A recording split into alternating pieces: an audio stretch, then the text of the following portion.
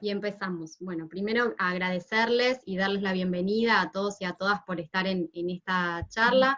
Este es el tercer ciclo de charlas de posgrado que estamos haciendo junto a los compañeros y a las compañeras de la Secretaría de Posgrado, que algunos y algunas también están presentes hoy acá.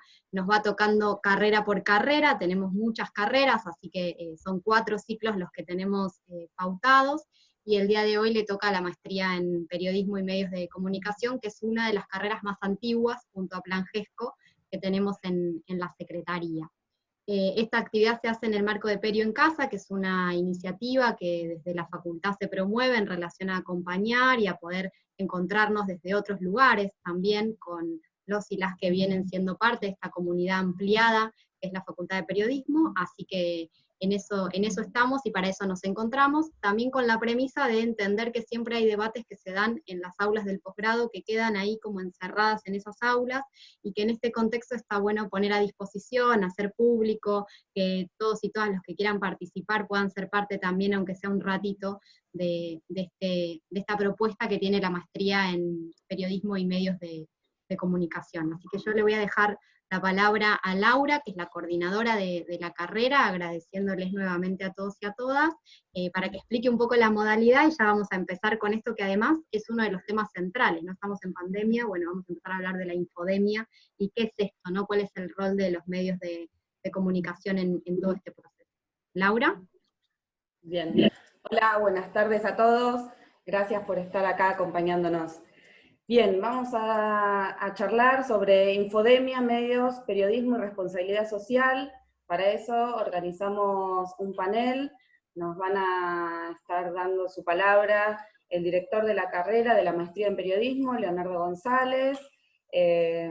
Brevemente, doctor en comunicación, es el director del Centro de Investigación y Desarrollo en Comunicación, Industrias Culturales y Televisión de nuestra facultad, de la Facultad de Periodismo de La Plata.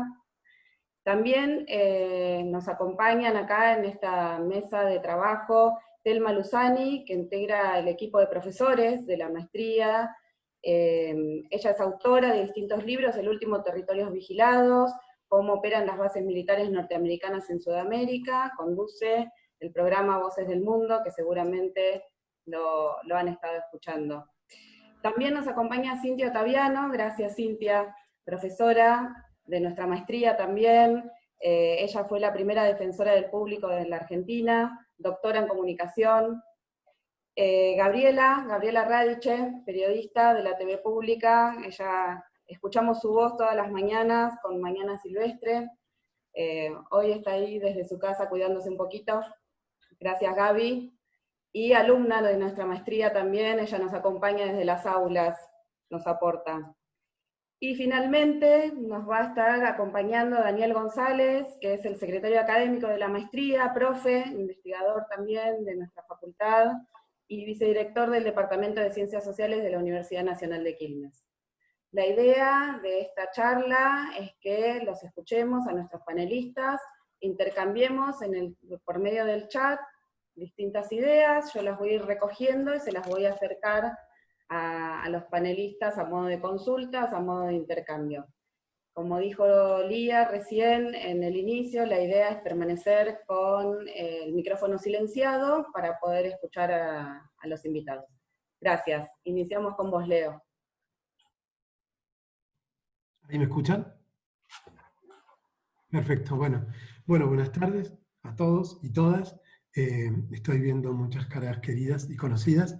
Bueno, celebrar este encuentro, que también está enmarcado en esta semana o mes del periodista que celebra la facultad, nuestra facultad de periodismo, que es maravillosa, que es impresionante ver cómo se mueve en tiempos difíciles, ¿no? En tiempos donde nos tocó repensar muchas de nuestras tareas, incluida esta tarea de la docencia, ¿no? Es un gusto estar con compañeros y compañeras como Dani González, como Telma, como Gabriela, como Cintia. Bueno, podría saludar a muchos, pero no voy a saludar a todo el chat. Ahí lo veo a nuestro vicedecano, a Pablo Belic, a Elisa Gea. Bueno, saludos a todos, a Gabriela Herrera, a todos los compañeros y compañeras. Bueno, en principio, para hablar brevemente de esta maestría. Había pensado, bueno, en dar una fecha, que es la de 1998, que es cuando la maestría se funda en la Facultad de Periodismo, y pienso en los 90 y pienso en la fundación de la maestría en periodismo, porque me parece que la maestría viene a representar una síntesis de trayectorias institucionales y de una propuesta política. En los 90 las carreras de comunicación, las carreras de periodismo, podríamos decir que estallaban de alumnos. Yo ingresé en el 92 a la facultad, y a la vez el periodismo y la comunicación sufrían una transformación enorme, ¿no? De la mano de las políticas neoliberales, de la mano de lo que aprendimos en ese momento a denominar como conglomerados de medios, ¿no? Digamos que después renombramos como medios hegemónicos, ¿sí? Pero digamos, esto sucedía en la Argentina y en el resto de América Latina y en el resto del mundo. Nosotros lo vivimos, lo sufrimos, iba a decir, de la mano de políticas de comunicación del gobierno de Menem, ¿no? Que habilitaron la conformación de todo eso que después nosotros mencionamos y denunciamos como medios hegemónicos, pero que fue la construcción de esos grandes monopolios mediáticos, ¿sí? En ese sentido, digamos, surge una maestría en una universidad pública, insisto, en un momento de un crecimiento cualitativo en el campo académico del periodismo.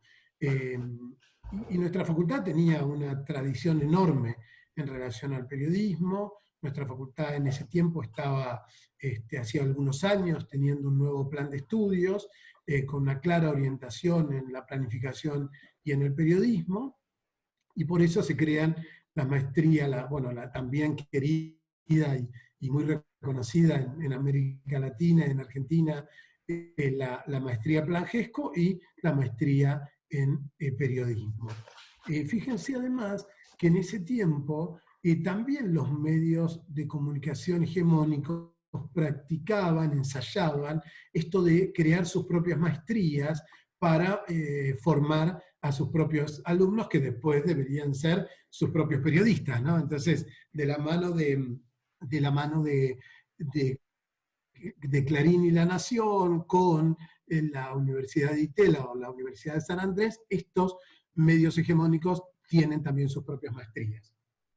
Señalo esto porque el camino de la Facultad de Periodismo y Comunicación Social de La Plata siempre fue el camino de armar esta maestría con instituciones, gremios, otras instituciones, especialistas, periodistas argentinos, de América Latina.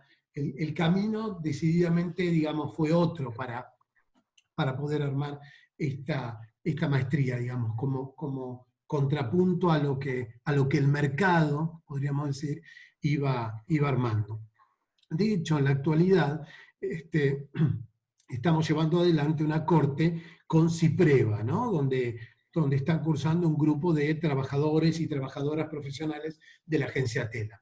Lo remarco porque en su fundación y en sus cambios y en su transcurrir, esta maestría tuvo siempre ese espíritu, digamos, ¿no? Frente, insisto, al espíritu que tienen otras maestrías, inclusive otras experiencias que se habían dado también en el resto del mundo, inclusive en el mundo hispanohablante, ¿no? Pienso en la maestría del país de España, digamos, ¿no?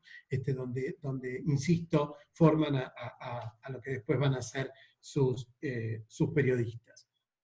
Eso como para mencionar en breve recorrido de tantos años de esta querida maestría. Después pensé algunas 5 puntos, si me permiten, como para entrar en esta conversación en torno a estos tiempos difíciles, en donde nuevamente vuelve a aparecer, no porque se haya ido, pero digamos pero aparece fuertemente el rol de los medios de comunicación frente, digamos, a esta situación tremenda de pandemia y también de cuarentena que estamos viviendo. insisto, también esto no solo en la Argentina, sino en el resto del mundo.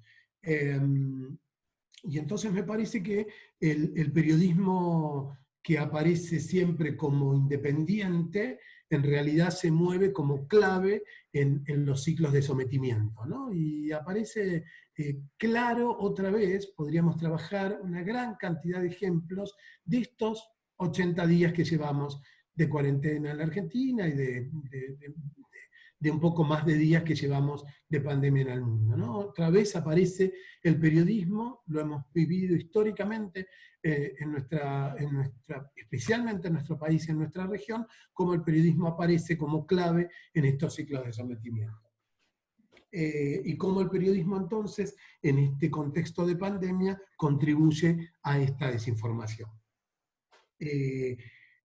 La agencia de noticias Telam, al anunciar su plataforma Confiar, decía que la infodemia es un mal que nos acecha como sociedad y que circula más rápido que el virus. Dice que ahí aparecen las noticias poco confiables, las noticias maliciosas o falsas que aumentan el pánico. De hecho, podemos trasladar a un ejemplo que seguramente todos y todas ahora estamos pensando, que fue el caso más significativo para mí de los últimos días, cómo mostró TN una protesta en Chile como si sucediera en Villa Azul, en Quilmes, ¿no? Y hace unos días también en una teleconferencia o clase telemática, no sé, bueno, como la queramos llamar, con mis alumnos de licenciatura, estábamos leyendo un texto antiguo, digamos, no tan nuevo, de Ignacio Ramonet, que decía que Internet había llegado al periodismo como un meteorito cuando se estrella la Tierra, ¿no? Que había irrumpido Internet de manera, digamos, que había desconcertado un poco al periodismo y también a los medios de comunicación. Pero también en ese texto Ramonet hablaba de la poca credibilidad que los medios de comunicación tienen a partir de su fuerte relación o pertenencia con el poder, y especialmente remarcaba esto que yo ya venía mencionando, que era la conformación de los conglomerados de medios. Ahora, tomando lo primero que decía de Internet, que dicho así inclusive puede quedar muy antiguo, porque nosotros hoy ya convivimos de manera plena con las redes sociales, con las nuevas tecnologías, con las multipantallas, quería decir que las redes sociales y la web, por un lado, son parte fundamental muchas veces de esto que denominamos infodemia, pero también se pueden convertir en actores, dice Ramonet, que completan cada noticia, porque de las redes sociales y de la internet nosotros podemos añadir un matiz, un comentario, una cita, una foto, un video. Ramonet habla como de un trabajo de inteligencia colectivo. Pensando en el caso de TN y de Chile y de Villa Azul, yo creo que las redes sociales en ese sentido, en ese momento, se llenaron de denuncias, se llenaron de críticas, inclusive se llenaron de memes. Yo nunca hice un meme, no sé cómo se hace un meme, pero se llenaron de memes denunciando esta situación, ridiculizando esta situación, haciéndolo casi increíble, ¿no? Digo, algo que nosotros en realidad padecemos cotidianamente en los mensajes de estos medios hegemónicos, pero que parecía increíble que fuesen a ese extremo. No, insisto, no nos parece increíble, pero en las redes sociales se veía algo de eso, ¿no? Hasta dónde han llegado, insisto, se llenaban de denuncias, de críticas y de memes. De tal forma, yo creo que se vivieron esas horas de denuncia en las redes, que TN pidió disculpas. Después podríamos analizar las formas de sus disculpas y las maneras, porque en realidad yo creo que TN debería ser 12 horas de noticias y 12 horas de disculpas. Pero quiero decir, eso no lo hace cotidianamente, no lo vemos como algo cotidiano. Fue tan intenso ese movimiento en las redes, que de manera, yo creo que fue un sábado a media mañana, una de las tantas presentadoras, periodistas de noticias, salió a pedir disculpas y dio las razones que tenía para las disculpas que ellos creyeron que eran suficientes como para atravesar ese momento de tensión en relación a algo que realmente quedaba visto en las redes, en lo que había sucedido. Lo pongo como dato porque me parece que aporta a esta conversación que hoy estamos teniendo. No quiero extenderme, pero quiero sí mencionar una cosa, dos cuestiones más, que una es, bueno, frente a eso que vemos, algo para conversar hoy podría ser cómo aparece entonces la comunicación gubernamental, ¿no? Me parece que eso es algo como para tener en cuenta frente a esta pandemia, digamos, frente a una idea de un estado de guerra, digamos, el mensaje gubernamental que dice y que habla de aislamiento social obligatorio, ¿no? El presidente comunicándose directamente con sus ciudadanos los fines de semana, los viernes, sábado y domingo, anunciando las maneras, digamos, de cómo va a ser las políticas que se van a llevar adelante en torno a la pandemia y a la cuarentena, los expertos que rodean al presidente, que se sientan con el presidente, los expertos y las expertas, y dan a conocer, digamos, cuáles son las medidas, y la palabra de los miembros, de los funcionarios, de los miembros del gobierno, para hablar sobre determinado tema específico, digamos, ¿no? Me parece esa cuestión relevante también.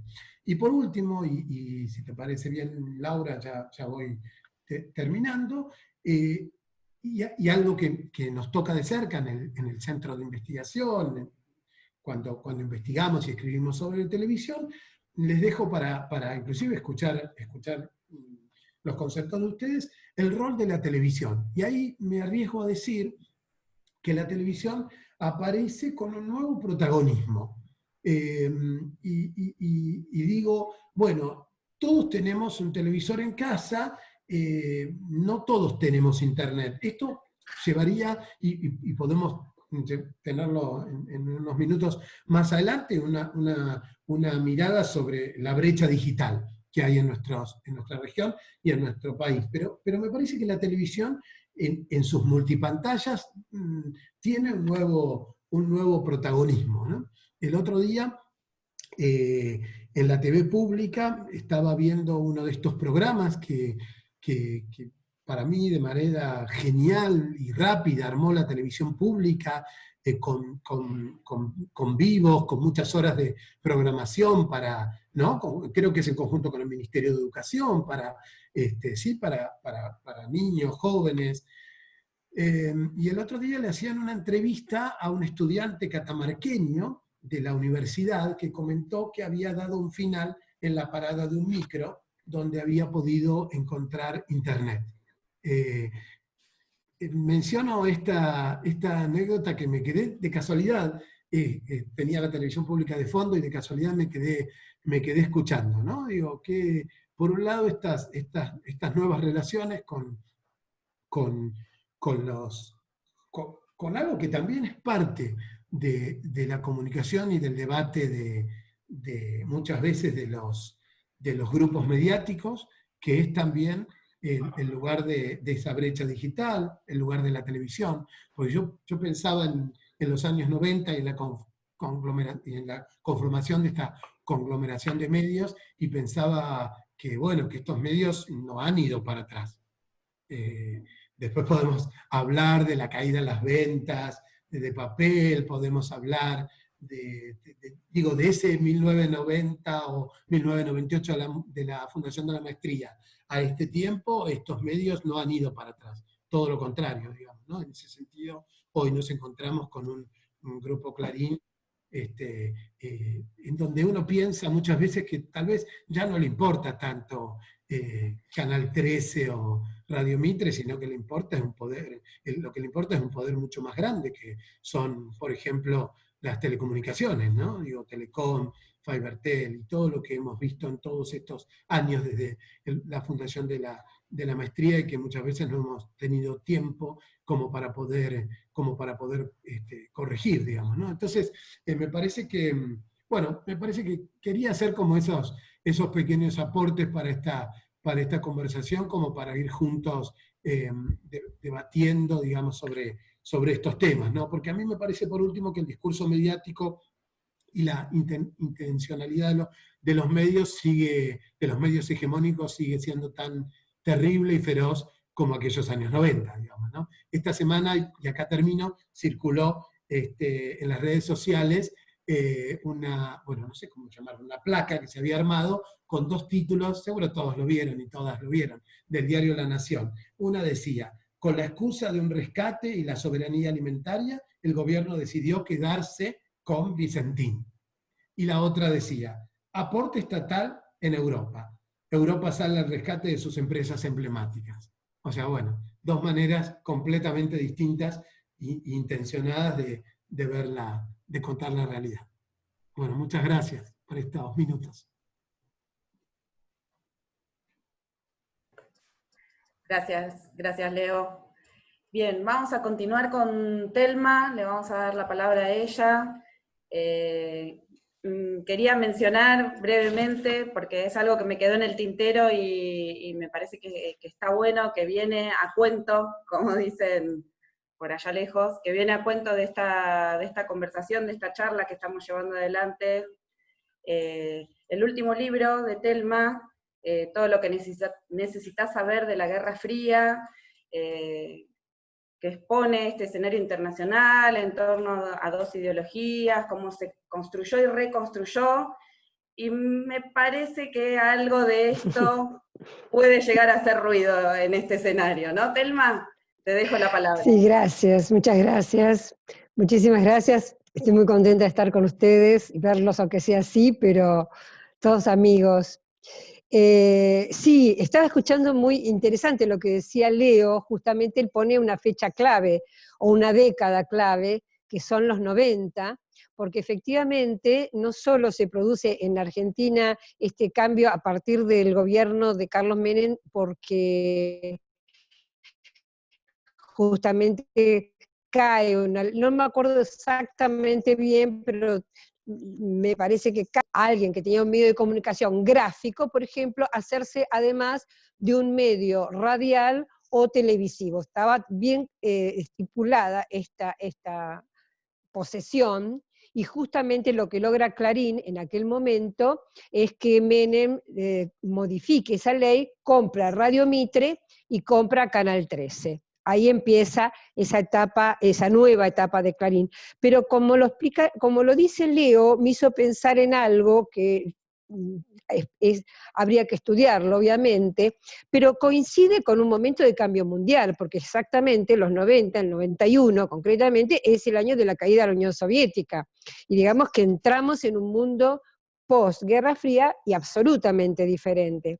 Y creo que no es casualidad que justamente se van dando como estos grandes momentos de cambios a nivel comunicacional con grandes momentos de transformación política, económica y social, pero ya a nivel global, porque obviamente el neoliberalismo no es que nos tocó solo a nosotros. Teníamos obviamente a Chile, que era el laboratorio de los 70 de ese modelo, y Reagan y Thatcher en los 80, pero cuando el neoliberalismo realmente se hace global es en los 90, después de la caída de la Unión Soviética.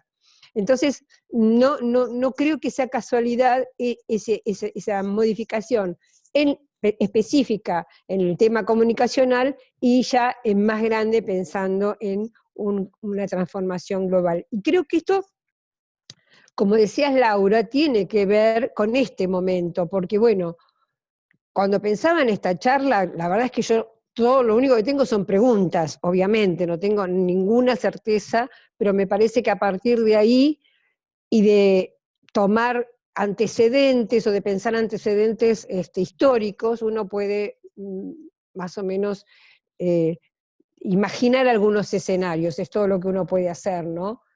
Mi gran temor, les voy a decir, es algo totalmente subjetivo, pero quiero decir, es si estamos preparados nosotros, nuestro grupo, nuestra parte de este lado de las grietas, digamos, estamos preparados para el mundo post-pandemia, ¿no? Porque creo que en este momento se está dando y se iba a dar de cualquier manera con el virus o sin el virus, pero seguramente que el virus aceleró. En este momento me parece que hay como una especie de cruce de caminos, como una encrucijada de enormes consecuencias y de situaciones globales que, como digo, se iban a dar, pero gracias a la coronavirus se está dando todo junto y de una manera muy, muy evidente, muy desnuda. Yo pensé en tres básicamente. Una, después les voy a hablar de cada una. Una es que la pandemia, el coronavirus, puso al desnudo las estructuras que estaban relativamente encubiertas desde 1970 en adelante en ese sentido, en el sentido del neoliberalismo. Es decir, a partir de, si uno mira históricamente, en realidad el momento en que empieza a verse la gran transformación que va a culminar en el capitalismo salvaje que vivimos hoy, empieza en los 70, cuando Nixon desacopla el dólar del oro. Es un proceso que no importa, digamos, comentarlo paso por paso, pero sí aquel mundo se empezó a transformar, este mundo empezó a transformarse en aquel momento. No solo, por ejemplo, les voy a dar dos datos que a mí me parecen muy significativos. Uno, por ejemplo, cómo cambian los premios Nobel de Economía. A partir del año 74 y 76 empiezan a ganar los premios Nobel. Bueno, el 76 es Milton Friedman, el 74 von Hayek. Es decir, empiezan a ganar el premio Nobel de Economía, empieza a jerarquizarse los maestros del neoliberalismo. Y el otro tema que me parece que es fundamental es cómo en aquel momento cambiaron, sobre todo en Estados Unidos, pero también en Europa, las autoridades de las universidades y los grandes conglomerados empezaron a poner muchísimo, pero muchísimo dinero en fundaciones para el estudio justamente de este modelo y la forma de que este modelo se hiciera viable para las sociedades. O sea, hubo mucho dinero puesto para convencernos del neoliberalismo, lo que terminó sucediendo a partir de los 90.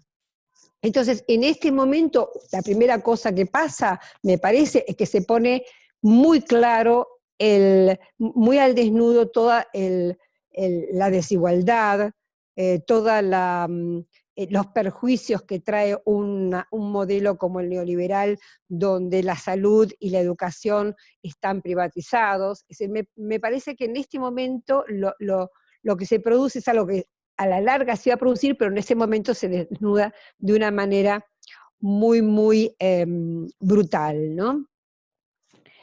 El segundo punto que me parece que de esta encrucijada, de este cruce de caminos, como yo lo nombraba, es que estamos en un mundo en transición, y este desplazamiento que no sabíamos cuándo se iba a dar, pero que era evidente que cada vez estaba más claro, este desplazamiento de una hegemonía mundial del noratlántico al Pacífico, no sabíamos cuándo se va a dar, ni sabemos cuándo se va a dar, pero hoy día este cambio de época, no al estilo de lo que imaginaba Correa, sino otro cambio de época se está dando. Hay una cosa extraordinariamente significativa, por ejemplo, las formas en que China encaró el supuestamente post-coronavirus o esta transición del coronavirus y la forma en que lo hace Estados Unidos. Digo dos o tres cosas de China. Por ejemplo, bueno, lejos de irse de la Organización Mundial de la Salud, como hizo Estados Unidos, lo que hizo China fue aportar a la Organización Mundial de la Salud, aportar todos los estudios del genoma y todo lo que tuviera en sus laboratorios de conocimiento sobre este virus que es prácticamente desconocido para muchos, o para casi todos, digamos, todavía no se conoce ni vacuna ni medicación. Esa es una propuesta. La otra propuesta de China que me parece súper interesante propuso a las Naciones Unidas que una vez terminada la pandemia y entrando en la normalidad, se hiciera un balance de lo actuado de cada uno de los países para ver qué país actuó de manera más inteligente, más eficaz para preservar la vida de sus sociedades. Con lo cual me parece genial, porque entonces Estados Unidos, por ejemplo, y Brasil caerían en ese puntaje, si fuera del 1 al 90, caerían en la peor de las notas.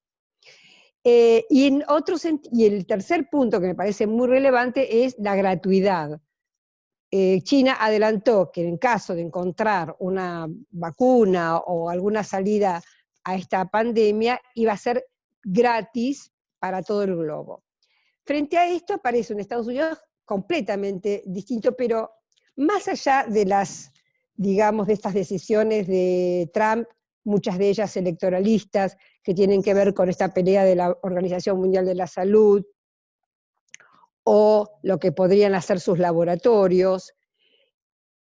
Lo que me parece más significativo de Estados Unidos es que si se mira históricamente, otra vez viéndolo en el ciclo amplio, lo que ahora encontramos de Estados Unidos es que hay una pérdida de liderazgo en el sentido de que no tiene ni un buen diagnóstico de la situación, ni una propuesta coordinada y global para este momento. Es decir, si algo caracteriza un liderazgo a nivel global, pensemos en el fin de la Segunda Guerra Mundial, es un país que propone algo, es un país que propone un plan Marshall para Europa, una cantidad de instituciones, FMI, Naciones Unidas, UNESCO, una cantidad de instituciones para organizar, es decir, una estructura global que organice, obviamente a favor de su propio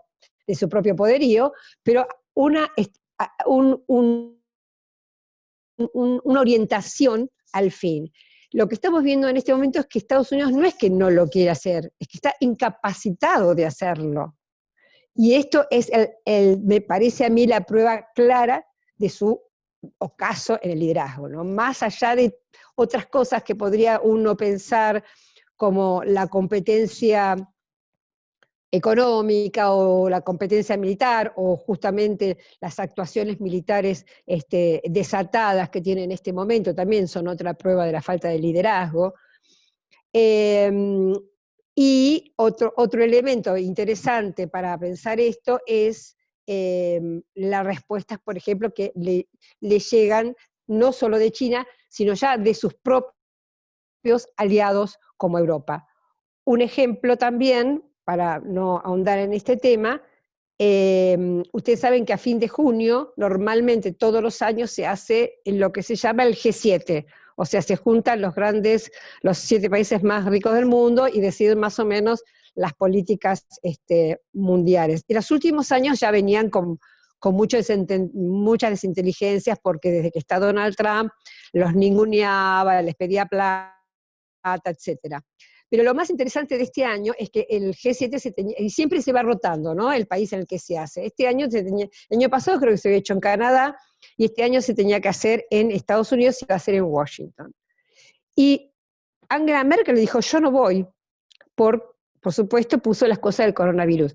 Pero digo, esto era inimaginable, ni el año pasado, ni hace 2 años, ni hace 10. Era inimaginable que un líder europeo se le plantara a Donald Trump, y aunque fuera una excusa, le dijera que no iba a ir al grupo de los 7. O sea que esto está hablando realmente del grado de disolución en el que se encuentra este proyecto que empezó justamente con el fin de la Segunda Guerra Mundial y que en este momento está prácticamente y aceleradamente destruyéndose. Me parece que el coronavirus, en ese sentido, acelera también esta época de caída de liderazgos y de cambios, ¿no? Porque hacen falta respuestas rápidas, hacen falta respuestas novedosas frente a una situación que nadie se esperaba. Entonces ahí es donde empieza a aparecer muy claramente este otro elemento.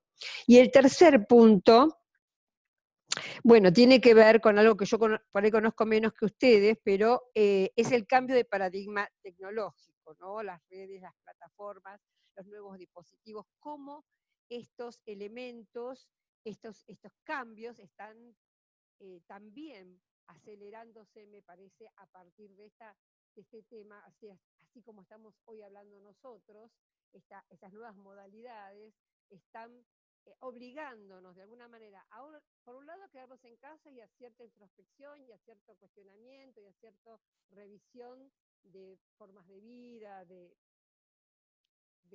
temas vinculados con el medio ambiente, etcétera, etcétera. Pero al mismo tiempo nos está como empujando a distintas formas de comunicación.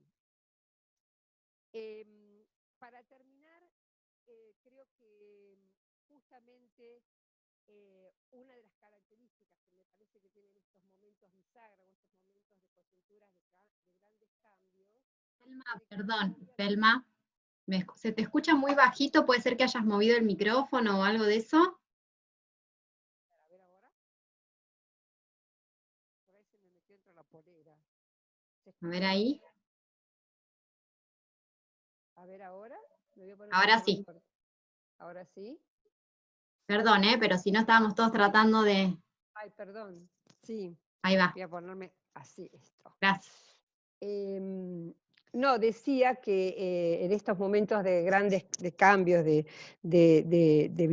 momentos bisagra o de importantes cambios, es como en todos, pero en este momento más que nunca, es la pelea por las creencias, por los valores, por las ideas, por el relato que se va a tener de este momento de la pandemia y de la pospandemia, ese va a ser el campo de batalla. Yo creo que hoy ya es el campo de batalla. ¿Qué es lo que se entiende por pandemia? ¿Qué es lo que hay que hacer? ¿Qué es lo que está bien o lo que está mal? Es lo que están peleando permanentemente los medios de comunicación hoy.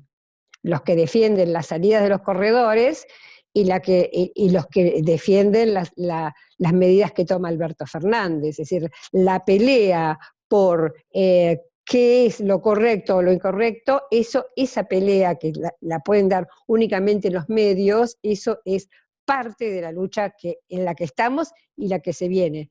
Lo mismo va a suceder en la post-pandemia, me parece, y para eso es lo que tendríamos que estar más que preparados, porque en este mundo en transición que yo traté de describir, justamente ahí va a haber un sector que va a tratar de cambiar lo menos posible y otro que va a tratar de acelerar esos cambios.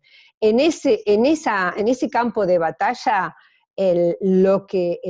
todo lo que pueda aportar, lo que se conoce como el soft power, o sea, como el poder blando, va a estar en juego. Y nuestra profesión, nosotros como periodistas, tenemos en ese sentido una batalla, una herramienta y una tarea fundamental, porque de lo que se crea de acá en adelante, de cómo se resuelva esto, vamos a tener mucho que hacer nosotros. Bueno, nada más, después seguimos con las preguntas.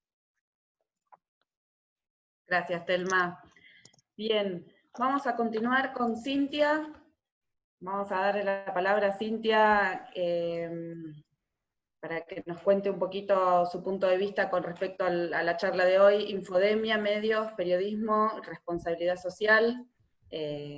Cintia, tenés la palabra. Bueno, muchísimas gracias, muy buenas noches a todos, a todas y a todes. La verdad es que es un placer poder estar acá un viernes a esta hora compartiendo, porque primero el agradecimiento a Lía, a Laura, sé que por allí está el vicedecano Pablo Vilic, también el agradecimiento a Varela, a nuestra decana la PETU, por hacer posible todos estos espacios de intercambio y de debate. Lo escuchaba al principio, a Telma después, y digo, me siento como en casa, porque efectivamente tenemos variables de análisis que son similares y a pesar de no habernos estado viendo en el último tiempo, compartimos algunas miradas, con lo cual ya son las 7 menos 10 y que no hay mucho tiempo, trataré de resumir algunos ejes. En principio, desde mi punto de vista, el coronavirus ha sido algo así como el luminol del capitalismo. Me he formado en la crónica policial, y si piensan en el luminol, es ese químico que permite esa luz como violeta, que permite ver cuáles son las marcas y las huellas que han quedado de un crimen. Si pensamos en cuál es el crimen del capitalismo en el campo de la comunicación, efectivamente es la ultraconcentración y son las desigualdades. Entonces, lo que ha producido el coronavirus es la posibilidad de transparentar aquello que ya teníamos reflexionado, pero ha quedado en evidencia de una manera muy cruda. Entonces, en estos capitalismos darwinistas, las desigualdades son muy profundas y la ultraconcentración, la apropiación de la riqueza comunicacional por parte de las élites dominantes, generan una simetría que hoy es acuciante. Pareciera que ya no tenemos más tiempo y ahora es cuando habría que tomar las determinaciones más profundas.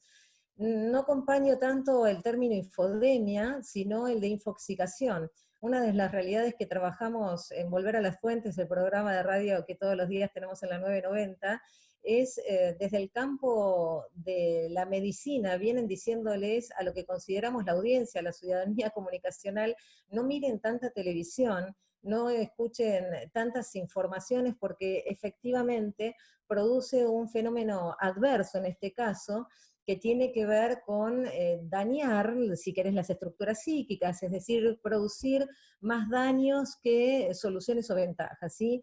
Veníamos en la década del 90, como analizaban, reflexionando en torno de cómo la sobreinformación desinforma, y aquí se han agregado algunas variables que tienen que ver con la propia construcción de una información falsa. Cuando hablamos de la fake news, cuando hablamos de la información falsa, no estamos diciendo que estamos en el campo de la información inexacta o de aquella información que puede ser errónea en cuanto a un dato equivocado, sino que estamos hablando de sectores de poder que construyen informaciones originalmente falsas para generar desestabilización en las democracias, es decir, para que la ciudadanía en general, a partir de sus emociones, de sus sentimientos, tome decisiones equivocadas, y por eso se genera pánico, y por eso incertidumbres, y por eso entonces la conspiración de las democracias, no solo a través de la ultraconcentración comunicacional que tenemos en la Argentina, sino también a través de estos nuevos mecanismos que, con el uso de robots, con el uso de trolls, con el uso de un aparato económico y financiero extraordinario, difunden esta información originalmente falsa para desestabilizar. El gran problema que tenemos en la Argentina es que estas informaciones falsas o fake news no transcurren nada más que a través del WhatsApp o las redes sociales, sino a través de la comunicación concentrada. Cuando al principio el compañero González decía que se habían pasado videos que eran de Chile, como diciendo que eran en realidad de aquí de la Argentina, de la Villa Azul, eso transcurrió por TN, por la comunicación concentrada, la comunicación ultra concentrada. Entonces aquí el problema que seguimos teniendo es un problema estructural, es un problema histórico que ahora se ve agudizado. El Grupo Clarín es el grupo más concentrado de la historia de la Argentina, que no solo tiene una posición monopólica porque es el único grupo que puede dar internet fija, por supuesto también internet móvil, que puede dar servicio de cable, que puede dar servicio de radiodifusión, servicio de televisión, sino que también, como sabemos, puede dar servicio de telefonía fija y servicio de telefonía móvil. Es decir, que juega en todas las canchas posibles de los servicios de comunicación audiovisual y las telecomunicaciones. Lo que llamábamos en la concentración como el grito, que silencia otras voces, hoy está maximizado. ¿Por qué está maximizado? No solo porque el gobierno de Mauricio Macri, que denominamos de neoliberalismo o capitalismo darwinista, le permitió la concentración más inédita de la historia de la Argentina, sino porque también generó persecución ideológica y sindical en los medios de comunicación, en las oposiciones, y debilitó el sistema de medios públicos. Entonces nos encontramos que en la Argentina tenemos un sistema de medios públicos sin público.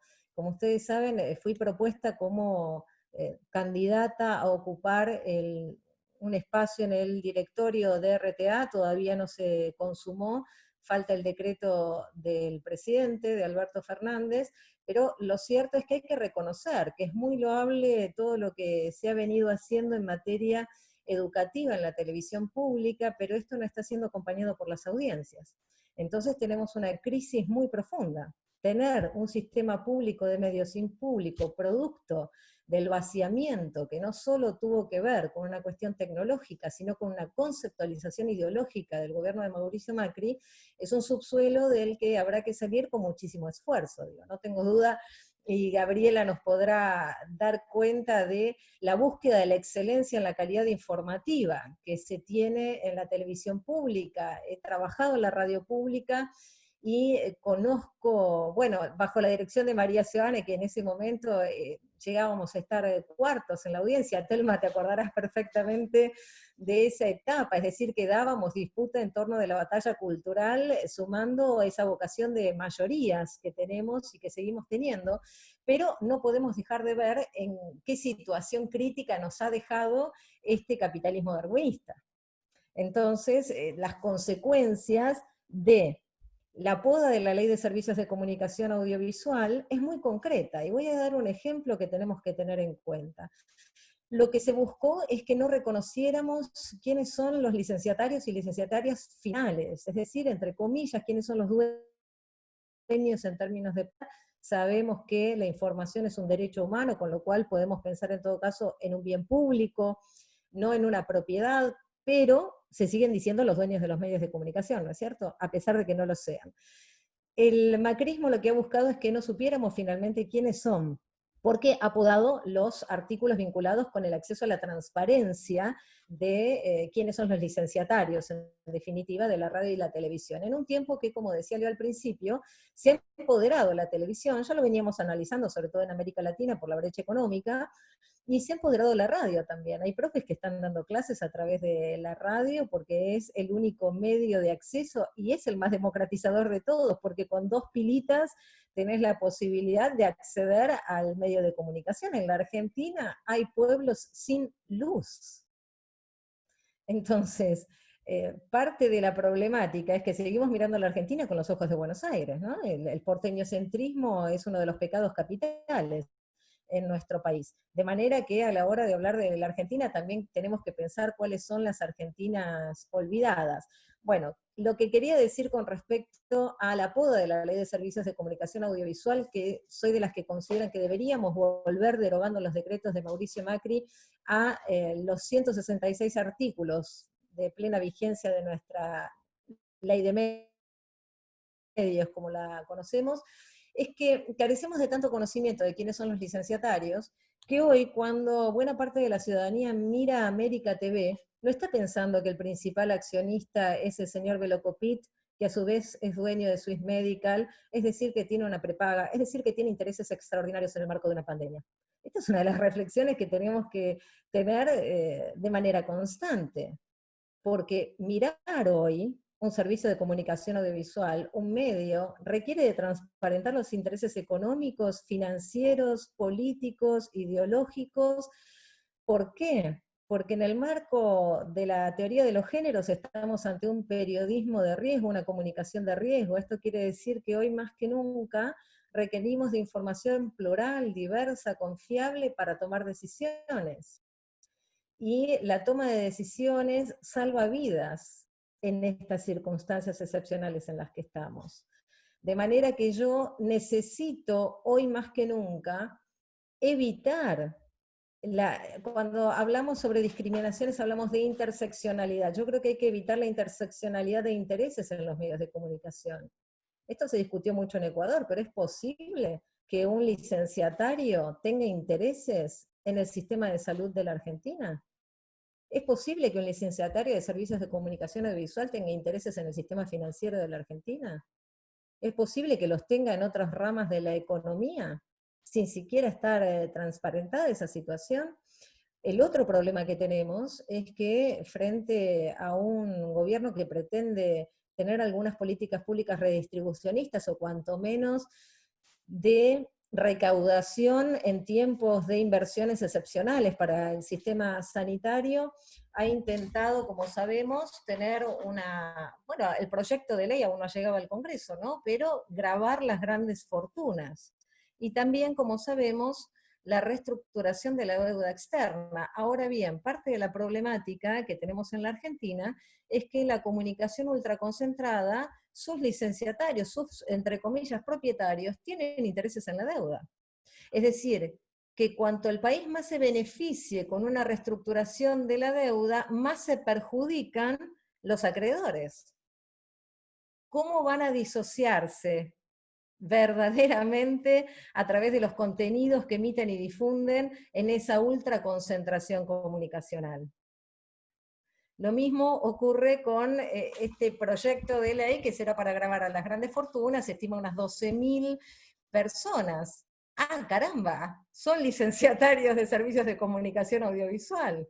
Entonces nos vamos a encontrar que la difusión de sus mensajes efectivamente apunta, como han señalado los expertos independientes de Naciones Unidas en el tema deuda externa, como han señalado la propia Comisión Interamericana de Derechos Humanos, que los países requieren de una reestructuración tributaria, no solo de medidas excepcionales como gravar a las grandes fortunas, sino de reestructuraciones tributarias para generar mayores equilibrios y lograr entonces asistir a un sistema sanitario en el marco de la excepcionalidad de la pandemia, pero como defensa de los derechos humanos. ¿Qué expresiones van a tener desde la comunicación ultraconcentrada si tienen afectación económica, si tuvieran que pagar ese impuesto a las grandes fortunas? De manera que los problemas estructurales de Argentina se evidencian en ese terreno, en el de la ultraconcentración, en el aspecto de la economía política de los medios, y también, por supuesto, en las pedagogías. ¿Cuáles son las pedagogías que difunden desde esa comunicación ultraconcentrada? Por último, lo que me gustaría señalar es que hace falta el derecho de rectificación y respuesta. Hoy más que nunca queda en evidencia, es una lucha histórica, de manera de tener alguna herramienta de combate a la fake news, a las falsas noticias, pero que se conciben como tales. Tenemos que pensar en las identidades en el marco de la virtualidad. En la vida cotidiana, mi nombre y mi apellido está asociado a un DNI, y me acabo de enterar que un número de trámite de DNI, cosa que no sabíamos hasta que tuvimos que sacar los permisos para poder circular, y por qué en la virtualidad tenemos la posibilidad de la construcción con un sistema económico profundo de batallones y ejércitos de trolls y de bots. Eso solo contribuye a un sistema de desigualdades y de, obviamente, altos niveles de desestabilizaciones en el marco de las democracias que requieren de una atención. Por un lado, en el marco de los estados-nación que se vienen fortaleciendo, pero por otro lado, en un sistema que se logra a nivel mundial, con lo cual lo que escribimos hace un par de años en el libro Señal de Ajuste, que fue la Fácula que lo promovió, la editorial de la Universidad Nacional de La Plata, Señal de Ajuste, Vigilancia y Control en la Nueva Era de la Comunicación, promoviendo un nuevo orden mundial de la comunicación, se impone más que nunca. Y justamente el otro y último tema que quisiera abordar es el de las desigualdades, porque la brecha de las TICs, que también venimos hablando hace muchos años, no es única, ¿no? Y es múltiple. Entonces tenemos desigualdades en el acceso a Internet, pero también tenemos desigualdades en la conectividad, es decir, en la calidad de la Internet a la que podemos acceder. Tenemos desigualdades en los dispositivos, con lo cual no todas las personas tienen la posibilidad de tener una compu con micrófono, con auriculares y con la capacidad de transmisión con una cámara. Y por supuesto que también tenemos desigualdades de alfabetización. Con lo cual allí hay 4 ejes que deben ser abordados, sumados desde mi punto de vista a las desigualdades de género, con respecto a no solo acceso a estas nuevas tecnologías de la información y la comunicación, sino a las formaciones en el ámbito académico sobre todo, ¿no? Ya en el ámbito universitario. Vigilancia y control en la nueva era de la comunicación, la reflexionábamos en torno al uso de los algoritmos, al uso de los datos personales, a la invasión a la intimidad, pero hoy también son los estados los que están usando esa información con apps, con geolocalización, a la que me opongo completamente, de las personas que, por ejemplo, tienen síntomas o que tienen coronavirus, porque aquí lo que no hay es un sistema de transparencia activa, es decir, yo no puedo acceder al conocimiento pleno, rápido, de la información que se está teniendo. Hay denuncias en algunos lugares de la Argentina, porque incluso las clínicas han dado cuenta de quiénes son las personas que tienen coronavirus, y esto ha traído, obviamente, como sabemos, niveles de discriminaciones, de estigmatizaciones muy altas. Entonces este es un tema que también tenemos que abordar.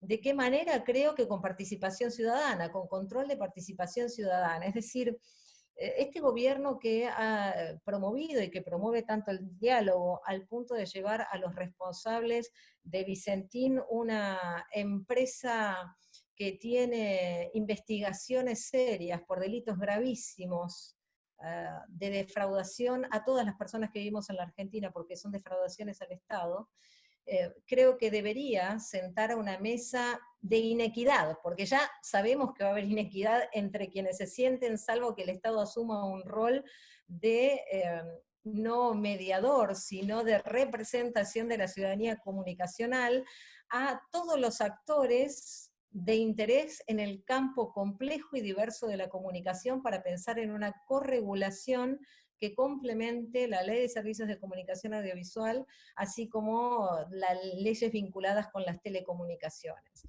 No creo que sea momento de seguir mirando para el costado, como que no pasa nada en el Far West de las redes sociales, como que no pasa nada en el Far West del WhatsApp, como que no pasa nada con la ultraconcentración comunicacional, porque el problema no es tanto la mentira y la información falsa, sino la capacidad geométrica veloz de reproducción y la potencia de esa mentira estructurada como tal para desestabilizar. Y el problema es que no hay absolutamente ninguna herramienta. Hay que empoderar a la ciudadanía comunicacional, no tengo la menor duda.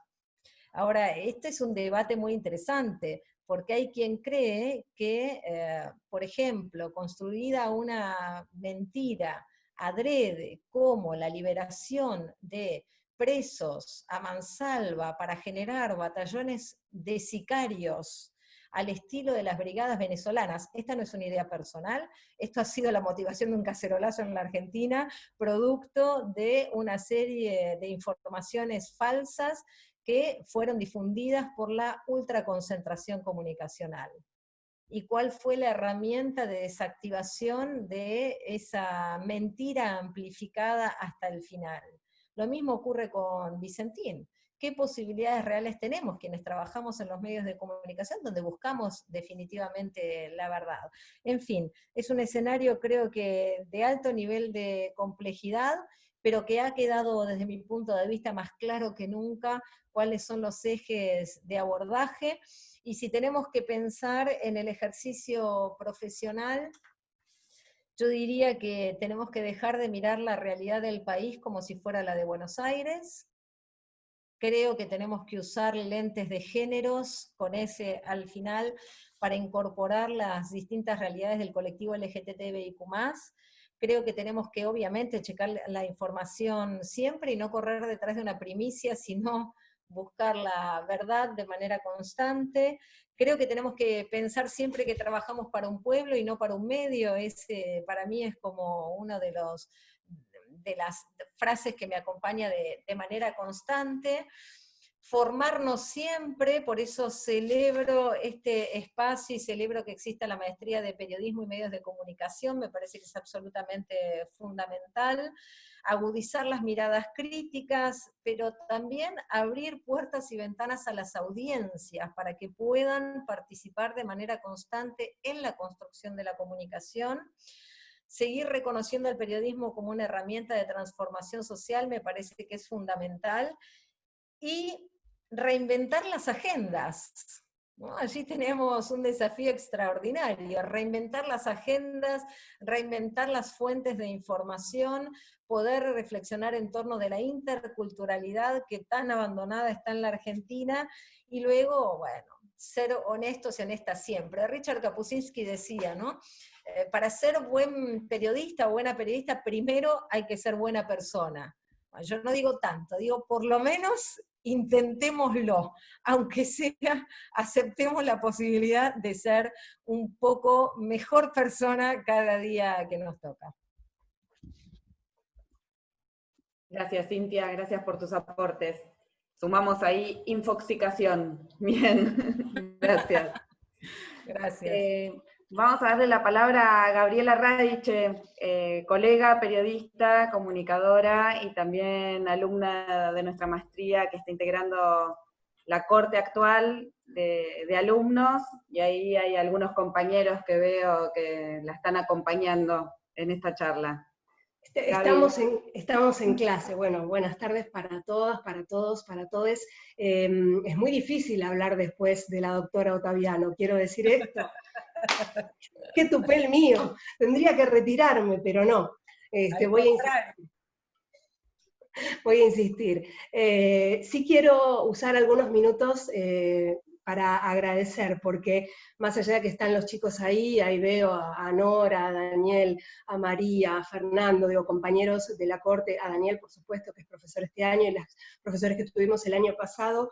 Es muy importante el nivel de información, el nivel de conocimiento al que podemos acceder a partir de esta maestría. Para nosotros es un lujo el nivel de profesores que nos ha tocado en Suarte. El año pasado tuvimos allí a Telma a la cabeza. Quiero decir que mucho de lo que en estos días estamos viendo en el marco de, lo uso como introducción, ¿no?, al tema, en el marco de lo que es la infodemia y esta epidemia dentro de una epidemia. Se habló el año pasado, hablábamos, me acuerdo que Telma nos hablaba de la no-politic, de la ciberguerra, de todo lo que venía por el dominio de la información y cuánto que tiene que ver ese dominio hoy en día. Aprovecho no solo para agradecer a la Universidad de La Plata esta maestría, a la Facultad de Periodismo, a Daniel que me invitó y que a través de sus conocimientos nos invita a meternos en lo que es el compromiso de saber qué comunicamos, cómo lo comunicamos, qué efectos causamos en las audiencias cada vez que tenemos un micrófono y la posibilidad de amplificar un mensaje. Digo, es muy llamativo entre todo el material que nos está dando en estos días de estudios Daniel González, aparece el tema del alunizaje, ¿no? Y yo me preguntaba, ¿no habrá sido la primera fake news esa? Pues eso es otra discusión y va por otro lado. Pero bueno, sí agradezco a Daniel, por supuesto, al profesor de Charras, que tanto tiene que ver esto de las nuevas tecnologías, de la parte buena, ¿no?, todo lo que es al servicio de tener una mejor calidad para todo el pueblo, el acceso a un montón de cosas buenas, esto que está pasando ahora. Estamos encerrados, en cuarentena, en un aislamiento, en el marco de una pandemia, y podemos tener una comunicación, podemos acceder en mayor o menor medida a la educación. Así que bueno, todas estas, la historia de esta evolución y las políticas y la geopolítica de las comunicaciones lo vemos con el profesor de Charras. Lo de la doctora Ottaviano es superlativo, ustedes saben, yo soy muy fan, a las pruebas me remito, me santifico y continúo. Debo decir que todo lo que estamos viendo es muy atinado a la hora de llevarlo a la práctica, ¿no? Todo lo que el material que nos están haciendo trabajar sobre ese material en la facultad es muy propicio para poner en día hoy.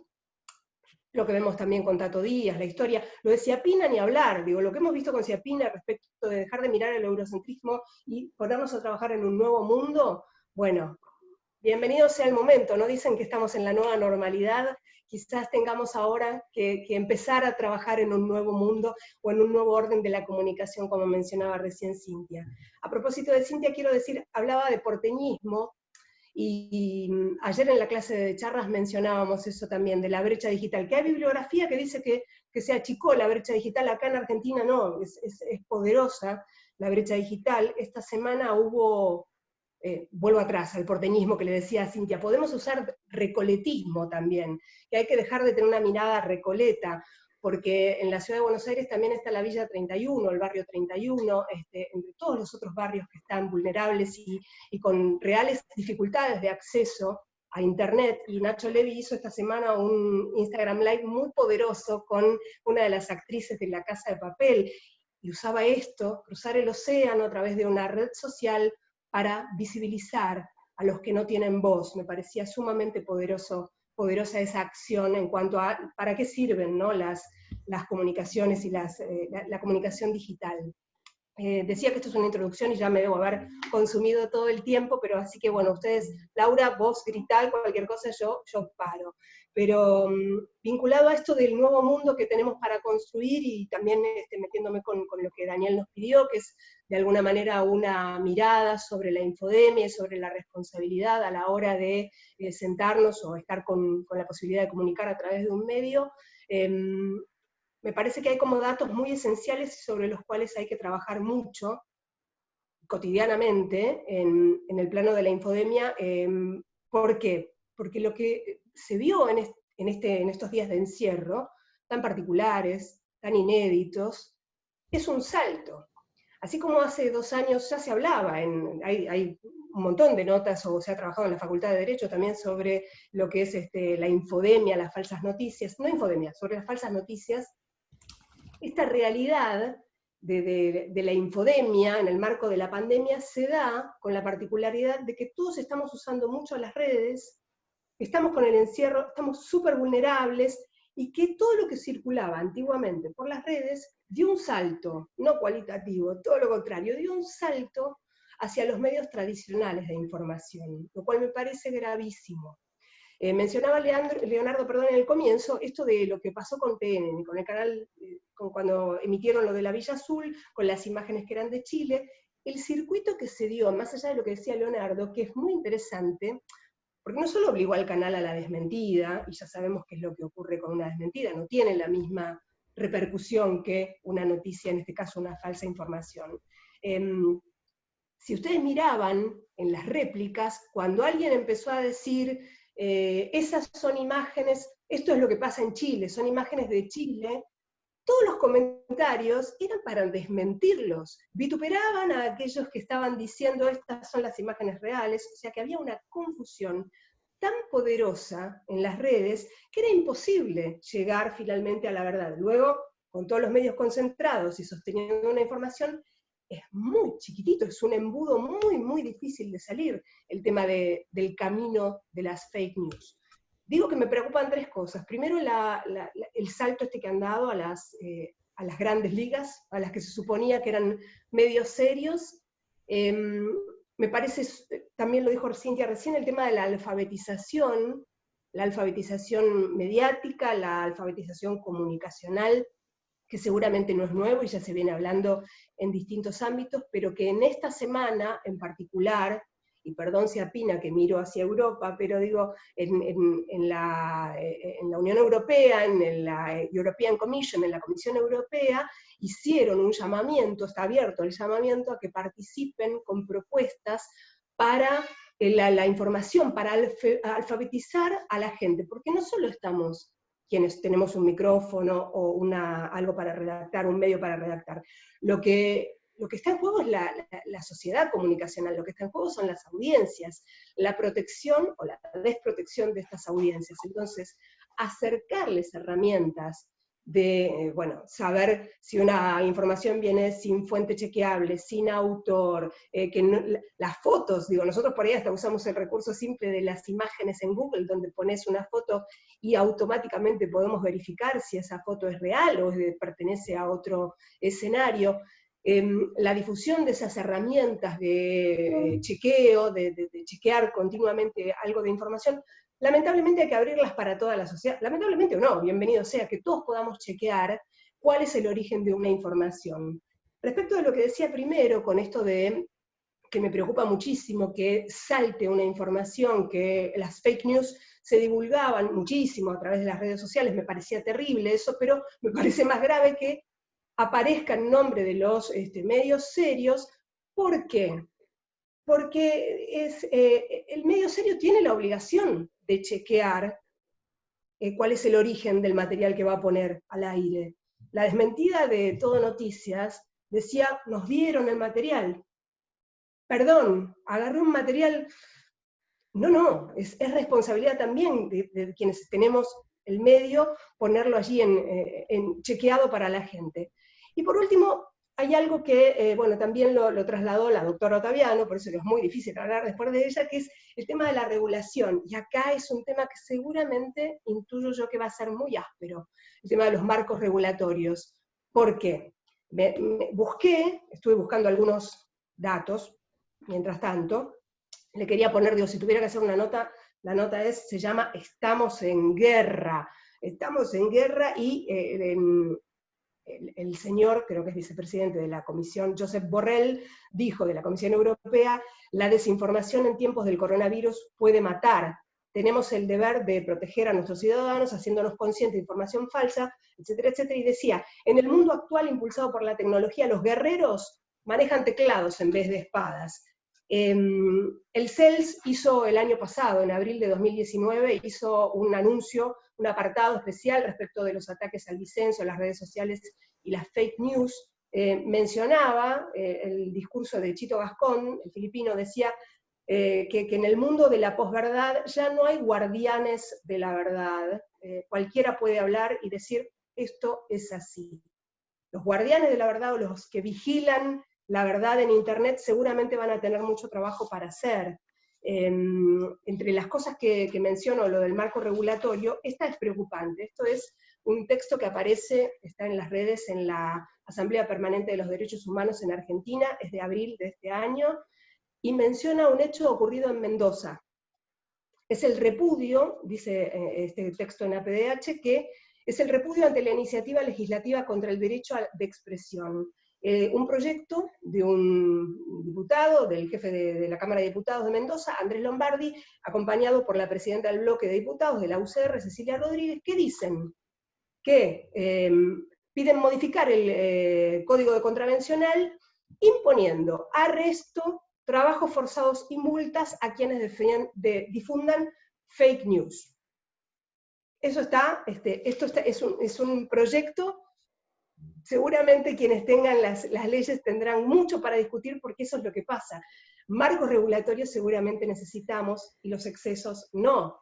Para cerrar, pensaba en que en esta epidemia tan particular que se nos da en el marco de la pandemia, el terreno fértil, como la propagación, la máxima propagación posible se da con la gente encerrada sin posibilidad de ir a chequear fuentes, de chequear de modo real, orgánico, de salir a cotejar. Encerrados en esta burbuja y con medios poderosos y hegemónicos que dan un mensaje único, es muy difícil.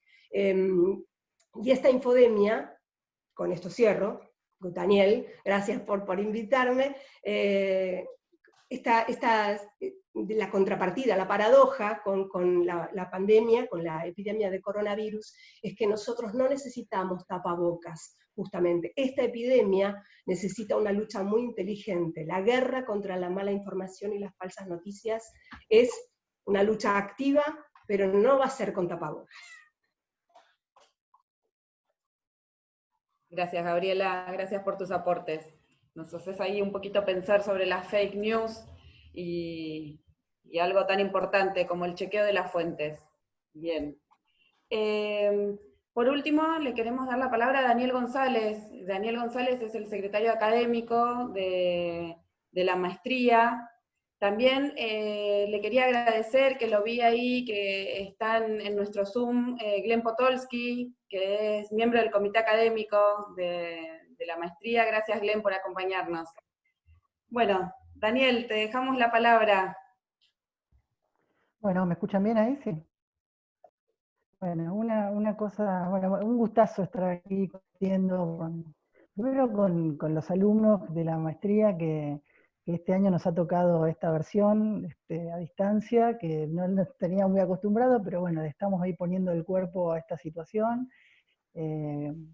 Profesionales que tienen grandes trayectos en el campo de la comunicación, con lo cual con muchísimo respeto en esa construcción, y también al montón de compañeros de nuestra facultad, de otras universidades, que venimos pensando ahí el tema de la comunicación, de una multiplicidad de lugares, ¿no? Del campo académico, desde el trabajo cotidiano, desde el cuidado del universo laboral y del cuidado de la palabra y la discusión democrática de la comunicación, digamos, ¿no?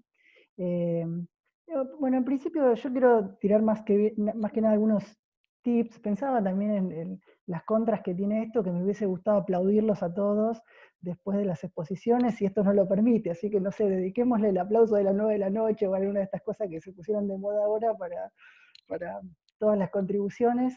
Eh, Pensar que, bueno, que un poco también poniendo en contexto de todo lo que fue la mesa, los aportes que hizo Leo al principio y cada uno de los expositores, que como bien decía, este campo de la comunicación, el periodismo, la comunicación, es un campo, y tiene que ver con la composición de esta maestría, que nuclea las trayectorias que tienen multiplicidad de lugares, ¿no? Y eso tiene como síntesis el hecho de que el periodismo y la comunicación son, además de un campo disciplinar dentro del conjunto de las ciencias, un campo tradicional de militancia, y esto es innegable, militancia desde las distintas políticas, desde la distinta organicidad política, desde la distinta politicidad, pero también desde la propia militancia del campo disciplinar, digamos, ¿no? Aquel que no tiene una militancia en alguna realidad, tiene una militancia por el periodismo, tiene una militancia por la comunicación. Y digo esto en un contexto en el cual podríamos decir que estamos digamos, si algo nos asistió a este contexto, es a esta carrera de la ciencia, digamos, ¿no? A la era de los científicos, la era de la ciencia, un lugar donde la ciencia, como muy pocas veces, está en primer lugar. Yo digo, los que trabajan en el campo de la comunicación pública de la ciencia, de la divulgación científica, jamás imaginaron una televisión llena de biólogos, infectólogos, médicos, o sea, impresionante, digamos, ¿no? Somos críticos de televisión, pero nunca nos hubiésemos imaginado que haya tanto producción científica dentro de la televisión. Y si bien es entendible, no sé si es atendible, digo, entendible que haya una sociedad ávida y haya una comunicación ávida por algunos campos de la ciencia, por supuesto la ciencia biotecnológica, por decirlo de alguna manera, la carrera por hallar la vacuna, la carrera por hallar métodos de identificación del virus, etc. También es verdad que ha habido una enorme contribución de las ciencias sociales para pensar todo aquello que también tiene que ver con los efectos de la pandemia o la vida en pandemia, ¿no? Digo, pienso en el cortísimo tiempo en el cual se produjeron una gran cantidad de aportes de los intelectuales más importantes del mundo, digo, pensando por los libros como de Sopa de Wuhan, que fue uno de los primeros que salió, donde allí escribieron Judith Butler, Zizek, Paul Preciado y un montón de intelectuales más. Un libro que recientemente sacó la propia Presidencia de la Nación, El futuro después del COVID, en el cual aparecen un montón de intelectuales argentinos del campo de las ciencias sociales, La cruel pedagogía del virus de Boaventura de Santos Sousa.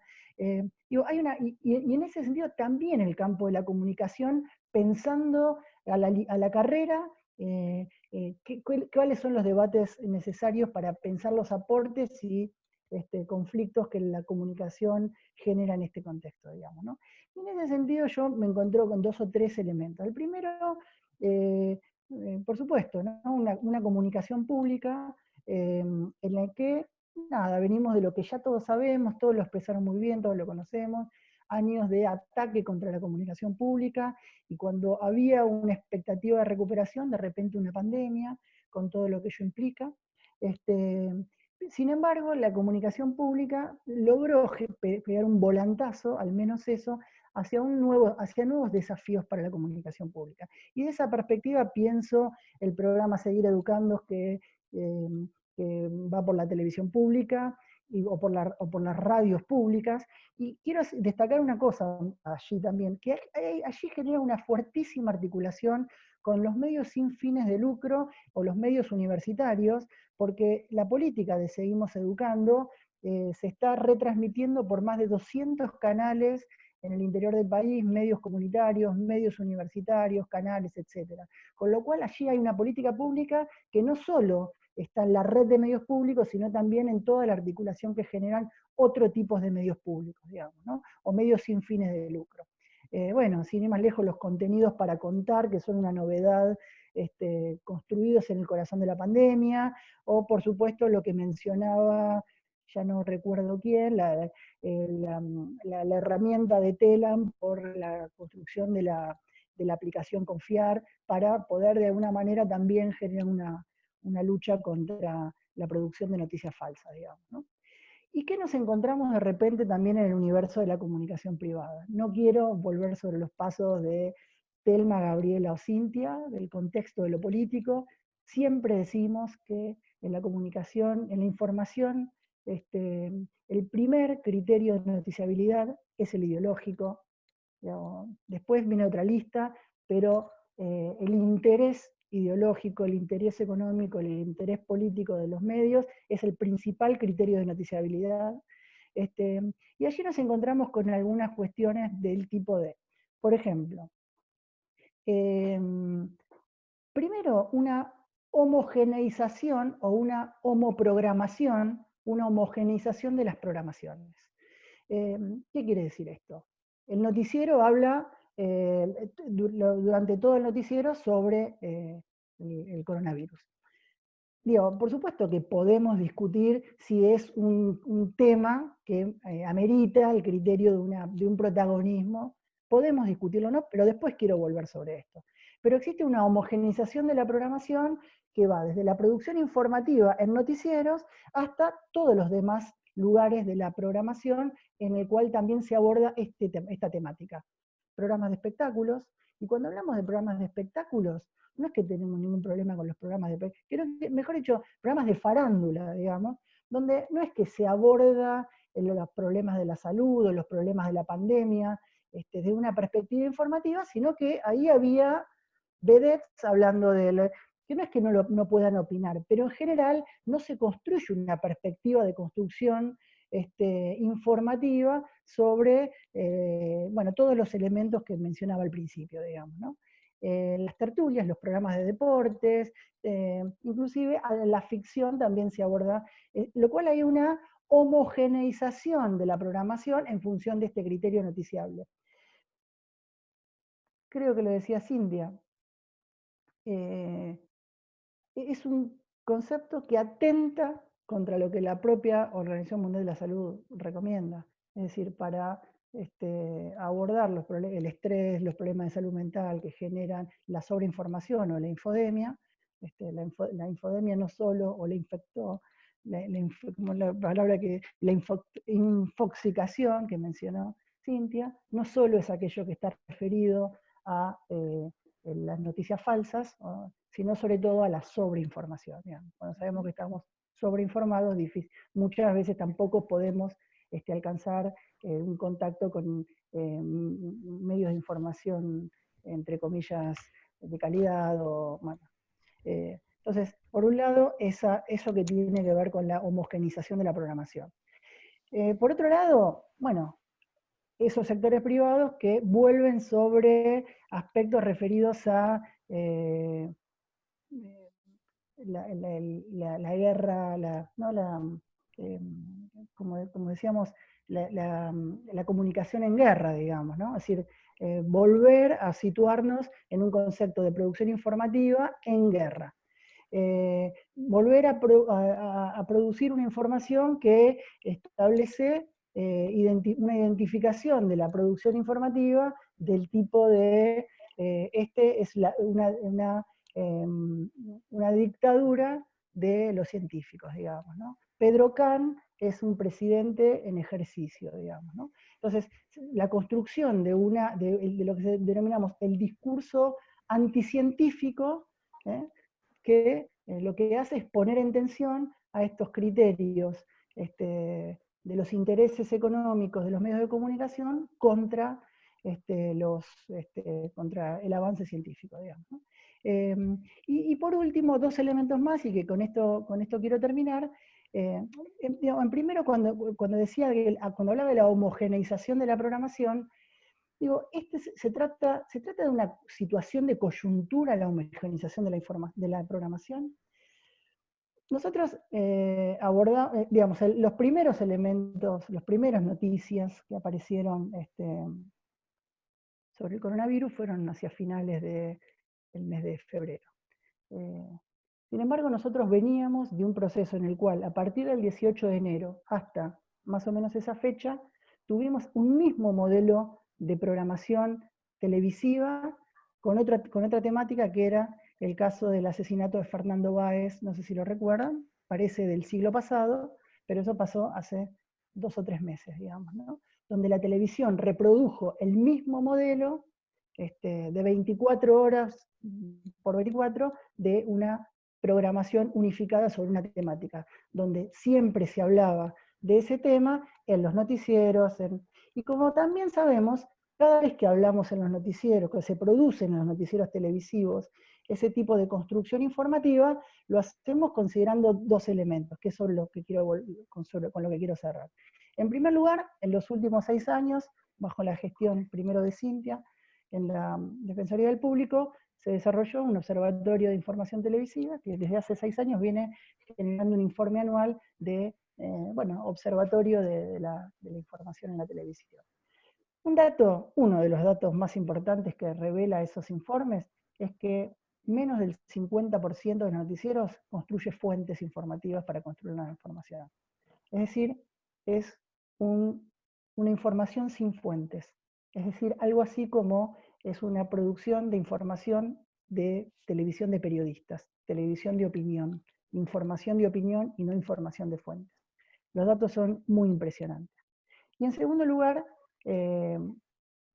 otro criterio que también tiene que ver con esa otra dimensión de la naturaleza del medio, que es la imagen como fuente y la imagen como narrativa. Es decir, allí se construye esta idea por la cual el medio necesita, demanda, construye, testimonia o ficcionaliza imágenes para respaldar lo que opina, lo que produce, digamos, ¿no?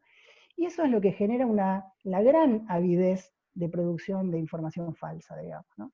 Porque en el universo cotidiano de producir noticias, no chequea nada, entonces busca imágenes, no importa el origen de esa imagen, sino que esas imágenes busca ficcionalizarlas con el objetivo de respaldar lo que dice. Como los casos que ustedes muy bien mencionaron de Villa Azul y Chile, y al hartazgo se llenan de imágenes nuestra televisión con imágenes de producción social, imágenes viralizadas por otro montón de medios y plataformas que desconocemos su origen, no se chequea su origen y tampoco entendemos muy bien por qué están en la pantalla de una televisión que no encuentra interés sobre esos temas y que solo acompañan la idea de que la naturaleza del medio necesita respaldar con imágenes permanentemente todo lo que dice, primero se ocupa por lo que opina y luego por respaldar lo que opina. Así que bueno, eso era más o menos lo que quería compartir en función de esta idea que proponía Leo al principio, la televisión en este contexto. Yo creo que coincidimos todos en que el devenir, en la pospandemia, no es la primera vez, no es original lo que voy a decir, pero tiene que ver con disputar el sentido de la pospandemia, que de alguna manera lo que va a generar es el camino que como sociedad tenemos que construir para dar batalla a algo que también está muy presente en nuestro debate cotidiano, que es las desigualdades que ha generado la tecnología, o que mejor dicho, ha puesto en visibilidad el uso tecnológico a partir de la pandemia, pero que en realidad sabemos que son desigualdades, algunas históricas, otras recientes, que han seguido profundizando en los últimos años y que evidentemente la sociedad tiene que dar una respuesta. Así que bueno, eso. Muchas gracias. Gracias, Daniel. Gracias por tus aportes. Bien, levanto algunos de los comentarios que surgen en el chat, los comento en líneas generales para todos los panelistas, para quien quiera tomar la posta, y que en ese tomar la posta también vayan pensando alguna especie de cierre, o si quieren comentar algo más, porque ya estamos con el tiempo medio cumplidito. Bien, les cuento lo que estuvo circulando por el chat. Esta conversación ha despertado, por ejemplo, además de derogar los DNU de Macri, habría que reformar algunos artículos de la Ley de Servicios de Comunicación Audiovisual. ¿Cómo lo ven eso? ¿Cuál es el panorama con respecto a la concentración de medios e Internet? Que también es una línea a tener en cuenta, todo lo que son los medios en Internet. ¿Es posible, con lo que ha quedado de la Ley de Servicios de Comunicación Audiovisual, recuperar alguna cuestión equitativa? ¿Cómo se podría acotar este impacto de las fake news y que eso no lleve de frente un choque con respecto a la libertad de expresión? ¿Sí? ¿Cómo hacemos con esta fake news? ¿Cómo le ponemos un freno? ¿Y qué pasa con la libertad de expresión? Ideas de los que nos han estado acompañando en esta charla, que nuevamente les agradecemos que estén acá.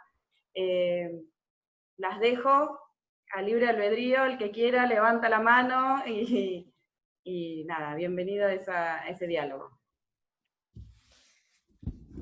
Bueno, como quieran, no sé, quieren que arranque un poquitito como para decir algunas cosas y vamos complementando. Con respecto a la Ley de Servicios de Comunicación Audiovisual, también tiene diálogo con otras legislaciones vigentes vinculadas con las telecomunicaciones, con la prevención y erradicación de las violencias contra las mujeres, con niñez, con discapacidad, es decir, esa ley lo que hizo fue articular una serie de derechos humanos que están garantizados por la legislación argentina o por pactos internacionales que tienen rango constitucional. Entonces, por ejemplo, yo creo que no encuentro la necesidad de reformar artículos vigentes de nuestra Ley de Servicios de Comunicación Audiovisual, sí decía de retrotraer porque nos han dejado con un engendro. Hay un Frankenstein en el campo de la comunicación que ha sido creado por la comunicación ultraconcentrada. Es decir, el desmembramiento de Mauricio Macri tiene nombre y apellido, que son los beneficiarios máximos que hoy es el Grupo Clarín Telecom, ¿no es cierto? Porque incluso el resto aparece con perjuicios. Y luego hay posiciones, como ustedes saben, dominantes de acuerdo con las provincias. Entonces, yo lo que pensaría, a pesar de que sé que hay sectores que no acompañan, por supuesto, esta perspectiva, es en poder volver a tener la Ley de Servicios de Comunicación Audiovisual, como la de Argentina Digital, es decir, las legislaciones vigentes que teníamos antes del capitalismo darwinista de Mauricio Macri, que tuvo un plan, una planificación estratégica, como sabemos, para beneficiar a las élites y desempoderar a las mayorías, ¿no es cierto? Entonces, sí trabajaría con leyes complementarias, como veníamos solicitando y como veníamos requiriendo. Esto tiene que ver con poder legislar y corregular. Esa es mi perspectiva. Yo no creo en la regulación verticalista por parte de los estados sin una participación activa de la ciudadanía. Por eso creo plenamente en la Ley de Servicios de Comunicación Audiovisual en cuanto a su construcción colectiva, histórica, una lucha de décadas para democratizar la comunicación en la Argentina. Con lo cual, entonces, promovería, obviamente, otra vez audiencias públicas, participación ciudadana para una nueva corregulación. Hace falta un nuevo contrato social en la Argentina y en el campo comunicacional también tiene que tener su pasaje, ¿no? Su capítulo. Entonces, pensaría en la regulación de las OTT, de lo que conocemos como las plataformas como Netflix, donde por supuesto no solo miraría la posibilidad de tener gravámenes que fueran virtuosos y de redistribución en el propio campo de la comunicación, como ocurre con la ley de medios, que redistribuye y entonces otorga fondos para la comunicación democrática con los FOMECA, para la Defensoría del Público de Servicios de Comunicación Audiovisual, para el INCA, etc. No solo de gravámenes, decía, sino también de cuotas de pantalla. Digo, los grados de colonización cultural siguen siendo altísimos en la Argentina, de esto no se habla, pero por primera vez en la historia del país tenemos un canal de televisión abierta que es, los dueños son de Estados Unidos. Entonces Telefe es Viacom, y Viacom es una multinacional que tiene su origen en los Estados Unidos, pero que también tiene posiciones muy potentes en el mundo de las comunicaciones y en otros campos. Entonces, fíjate vos cómo se banalizan los diálogos y los debates, que esto ni siquiera tiene mención. Por eso creo que tenemos que volver también a la Ley de Servicios de Comunicación Audiovisual, porque hacía planteos sobre el capital extranjero en materia de comunicación. Bueno, entonces decía, grabar a las OTT es seguro, pero además tener cuotas de pantalla. Necesitamos y se requiere que cada Estado-nación se fortalezca con sus identidades, con sus historias, con sus tradiciones, entre ellas en el campo cultural. Luego necesitamos también una ley de sostenibilidad. Esto es algo que venimos debatiendo y que sea entonces ahí sí, no solo en los servicios de comunicación audiovisual, sino también en los medios digitales y en los medios gráficos.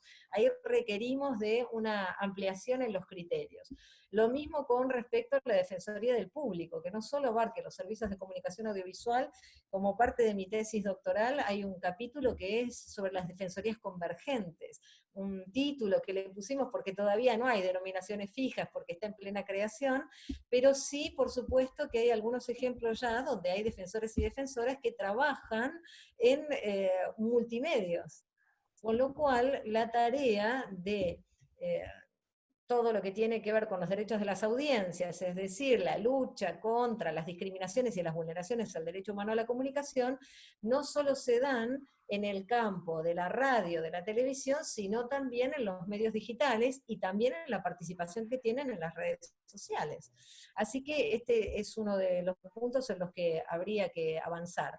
Luego creo que sin duda tenemos que trabajar sobre la fake news, pero saben que yo no creo en los punitivismos mediáticos. Es cierto lo que decía Gabriela, hay no solo proyectos de ley, sino que se ha avanzado en algunas provincias con denuncias penales al respecto. También reconozco que hay que hacer un plano de diferenciación.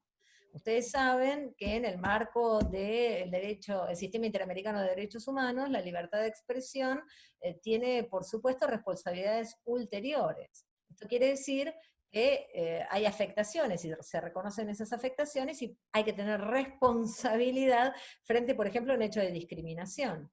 Ahora, la gran pregunta en la Argentina es, tenemos un INADI, ¿por qué no actúa sobre el mundo digital? ¿Por qué no actúa sobre el mundo virtual? Si no hay limitación en la legislación vigente. Es decir, que las discriminaciones no reconocen soportes. Aquí hay una tarea que se tiene que poder hacer en ese sentido. Luego vi pasar rapidito un mensaje de alguien que mencionaba sobre los trolls, que hablaba de los trolls. También hay esfuerzos que se están haciendo, y hay algunas provincias donde el Poder Judicial avanzó y determinó quiénes estaban detrás de trolls y quiénes estaban detrás de envíos masivos de WhatsApp. Con lo cual hay tarea que se puede hacer.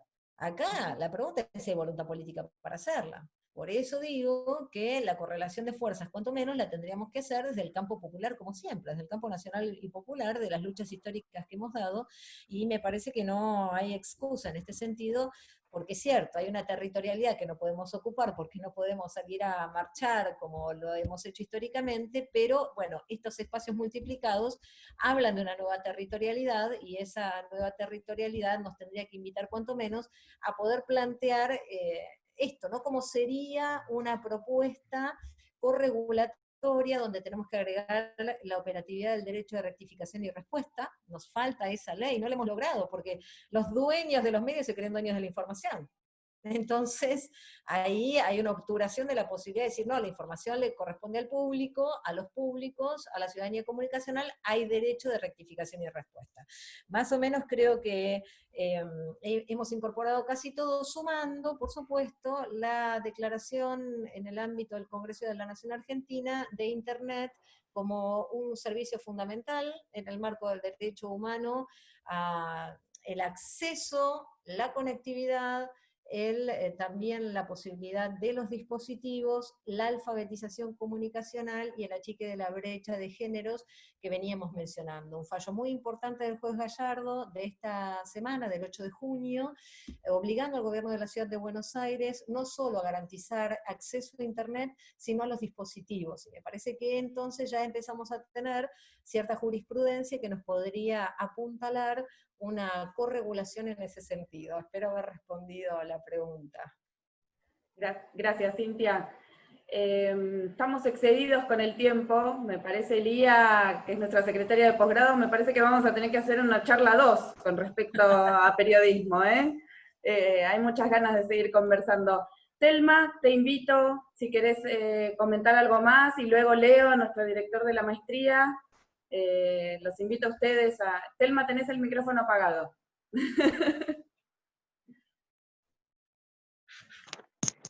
Ahí va. No, muy breve digo, sí, quiero retomar nada, la palabra que hace Tilín, que dice Cintia, es la de la voluntad política.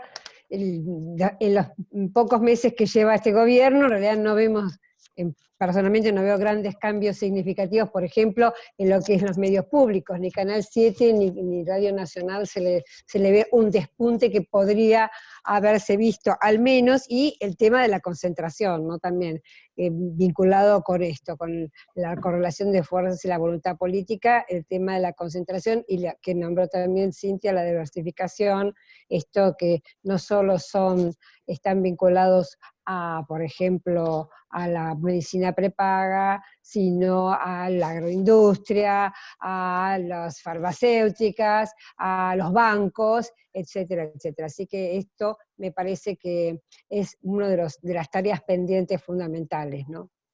Y nada más, y agradecerles muchísimo, muchísimo esta posibilidad de estar con las compañeras, con los compañeros y con toda la gente de la Universidad de La Plata. Gracias, Telma. Leo. Sí, muy breve porque ya es viernes y esta charla es interesantísima, pero seguro ya también tenemos ganas de empezar a descansar un poco. Bueno, nada, feliz de haber escuchado a todos y todas y de haber leído las intervenciones también en el chat. En relación a la concentración de medios, estaba viendo que en la TVPA Cablevisión tiene el 39% de esa totalidad, que en la banda ancha fija Cablevisión tiene el 31%, pero Telecom el 24%, o sea que sumemos. Que la telefonía móvil, Telecom, tiene el 31%, más el 2% de Nextel, que también forma parte del Grupo Clarín, y que la telefonía fija, Telecom, tiene el 39%. O sea que estamos en serios y gravísimos problemas para pensar todo esto que mencionamos, inclusive tomando esto que decía Cintia, que tomaba Telma también, cuando los dueños de los medios son, por ejemplo, en plena pandemia, dueños de canales de televisión, digamos, los dueños de la salud privada son dueños de canales de televisión.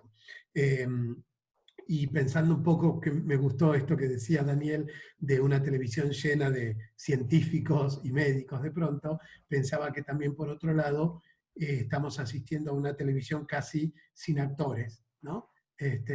Las dos principales productoras, Underground, vendida a manos extranjeras, algo que también mencionaba Cintia Ottaviano, de otros medios, y Polka, productora del Grupo Clarín, despidiendo a trabajadores y no pagando sueldos, ¿no? Entonces es una situación realmente crítica, y ahí sí es donde además se revaloriza algo que también se dijo acá, que es el lugar entonces de los medios públicos, ¿no? Para hacerle frente a esto. Y por último decir que, como sucedió en el debate de la ley, de nuestra ley de medios, yo creo que las carreras de comunicación tienen que volver a tener un lugar fundamental en este debate sobre una nueva ley de medios, sobre retomar nuestra ley de medios, inclusive en una ley que incluya también a las nuevas tecnologías. Gracias, Leo. Muchas gracias por los aportes. Bueno, muchas gracias. Vamos a ir cerrando. Es como decía Leo, es viernes a la noche. La verdad que podíamos seguir. Yo leía las preguntas en el chat y cada una daba para una charla en particular. Así que además con los y las expositores y expositoras que tuvimos, la verdad que podíamos seguir charlando. Les agradecemos a todos y a todas. Gracias, Gabriela, por también tu descripción de la maestría. Eso también es sumamente importante. La maestría está abierta, ahora la inscripción para una nueva corte, y bueno, a Daniel, a Leo, a Cintia y a Telma, que todos son docentes de la carrera, así que muchas gracias. Laura también, como coordinadora, ella es la que va contestando todos los mails y va siguiendo caso a caso, así que muchas gracias a los compañeros y a las compañeras que estaban ahí. De hecho hay docentes de la facultad también que se los fui viendo, y seguramente, ya que tiraron la posta, haremos un nuevo encuentro, una nueva charla dentro de poquito de la maestría en Perio, porque da para debatir muchísimo todos los temas que estamos abordando. Gracias y que tengan un lindo fin de semana. Sí. Se podrá hacer una choriciada virtual. Eso sería fantástico. Sería fantástico, sería bárbaro. Pero bueno, gracias. Y en breve van a tener noticias porque vamos a seguir con estas charlas. Así que mil gracias y a disfrutar el fin. Muchas gracias.